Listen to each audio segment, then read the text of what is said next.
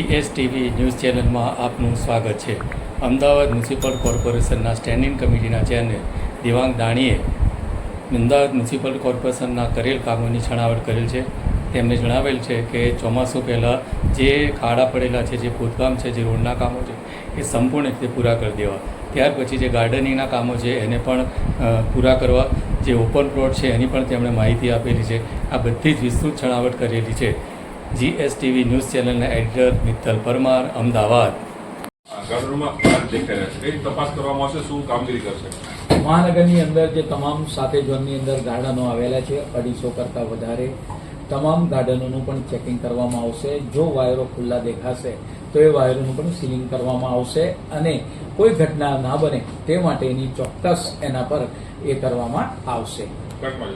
Sir, નિયત સમય કરતા વહેલું આવી રહ્યું છે. શહેરમાં આડેધડ હજી પણ ખોદકામ થઈ રહ્યું છે. ખોદકામ ભલે સ્ટોમ વોટર નખાવા કે ડ્રેનેજ માટે થતું હોય, ચોમાસામાં નુકસાનકારક સાબિત થઈ થાય શહેરીજનો માટે. આજની સ્ટેન્ડિંગની અંદર આગામી ચોમાસું જ્યારે વહેલું આવી રહ્યું છે ત્યારે ખોદકામ ન થાય અને જે પણ ખોદકામ ચાલુ હોય એ પૂરું કરવામાં આવે. જે ખોદકામ થઈ ગયું છે એ પૂરું કરી તેના પર બેરિકેડિંગ લાગે. તદુપરાંત એનું મોનિટરિંગ થાય. આ તમામ પ્રકારની અને આવનાર સમયગાળા દરમિયાન જ્યારે હવે ચોમાસું 1 જૂનથી વર્તાઈ રહ્યું છે ત્યારે નવું કોઈ ખોદકામ ન થાય, નવી કોઈ આરો પણ આપવામાં આવશે નહીં. એની પણ આજની સ્ટેન્ડિંગની અંદર ચર્ચા કરવામાં આવી છે. જે રોડ બની ગયા છે તે રોડ ઉપર જો સ્ટ્રોમ વોટર લાઈનો દબાઈ ગઈ હોય તે સ્ટ્રોમ વોટર લાઈનો આગામી 2 કે 3 દિવસની અંદર આ લાઈનો બધી જ એને ખોલી કાઢવામાં આવશે. પરિણામે વોટર લોગિંગના પ્રશ્નો થાય નહીં અને એ પાણી સરળતાથી તેનો નિકાલ થાય અને એ પાણી તળાવની અંદર પહોંચે એ બાબતની ચર્ચા કરવામાં આવી છે. તમામ કેચપીટોની સફાઈનો રાઉન્ડ પૂરો થઈ ગયો છે અને બીજો રાઉન્ડ પણ ટૂંક સમયની અંદર એનો ચાલુ થઈ આ રાઉન્ડ પૂરો કરવામાં આવશે.